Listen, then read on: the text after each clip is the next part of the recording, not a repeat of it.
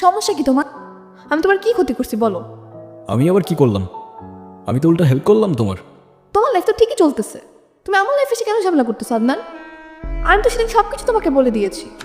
দিয়া, সেটা তো তোমার মনের কথা না, আমি জানি। কেন লুকাচ্ছ তোমার মনের কথা? কার ভয়ে? তোমার ভয়। তুমি এখনো কিছুই বুঝতে পারতেছো না আদনান। আমি ভালোবাসলে কি আসা যায় বলো? সে নিজের বাবা মাকে ঠিক করে ভালোবাসতে জানে না, সে আমাকে কি করে ভালোবাসবে?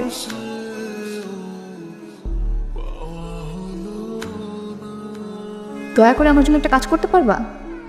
তুমি আমার থেকে অনেক দূরে চলে যাও, আর কখনো আমার সামনে আসবা না।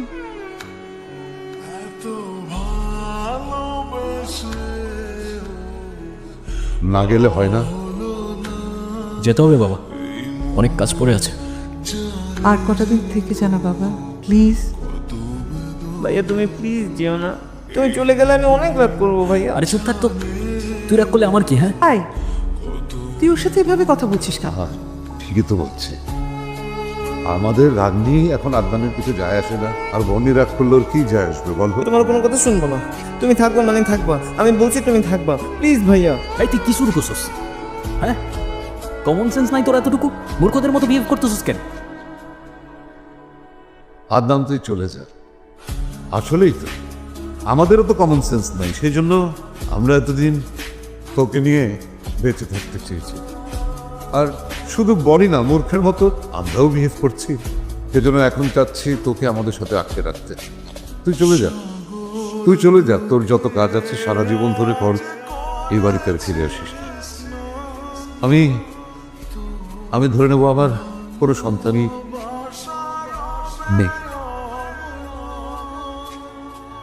বনি, বনি শোন।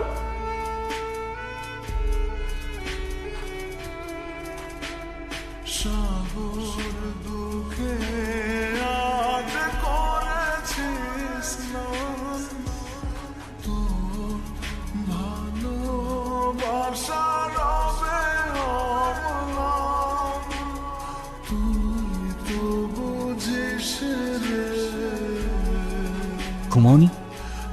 তুই রাস্তায় রাস্তায় ঘুরবি আর আমি ঘুমাবো? তুমি কি করে জানলে? আমি মা, আমি সব বুঝতে পারি। তোর বাবা কিন্তু ঘুমায়নি। আদনান, ওনার সাথে কি একটু কথা বল? গত রাতে তোর ব্যবহারে খুব কষ্ট পেয়েছে লোকটা। যা বাবা।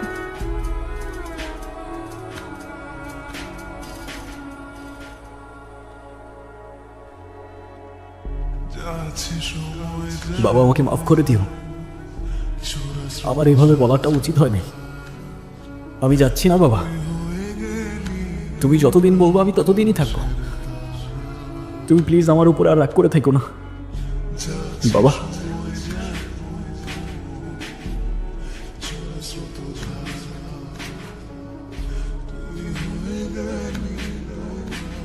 বাবা কথা বল, প্লিজ বাবা। মা এদিকে আসো বাবা। বাবা কথা বলতেছে না মা, বাবা কথা বলে না, বাবা কথা বলে না বাবা। বাবা বাবা